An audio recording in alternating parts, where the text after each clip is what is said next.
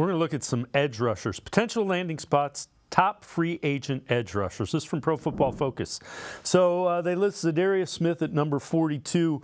They say the potential landing spots, the Lions and the Texans, which would be interesting. The other one that they mentioned, Denico Autry. So Autry ranked 84th, the Titans. There is a connection between Autry and Jim Schwartz as well.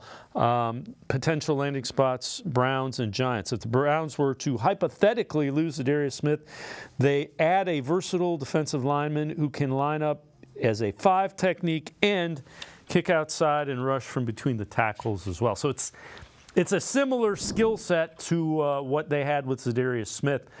I'm not sure they're going to lose Za'Darius Smith, but I could see somebody giving him a lot of money. Yeah, and if they like Za'Darius Smith is interesting because he's about 30, didn't come off of a great year pass rushing wise. He might not be able to get the money he wants in free agency, so he might come back on a 1-year deal at like $6-7 million. But also I think Alex Wright is somebody that this Browns team really likes and thought made some steps during the season. And I'm not 100% sure that the Browns are just going to write him off as far as starting, or don't feel comfortable with him starting in that position if it comes down to it. So Alex Wright is also somebody to look for if they do lose Za'Darius Smith. I think they feel fine with Alex Wright stepping in there and being the guy that they could play as that power end over there, with Obo Okoronkwo getting a bigger role as kind of the primary edge there too. Yeah, what do you think about Autry? It's an intriguing name. If it fits into, their structure, I could see that being a guy they look at.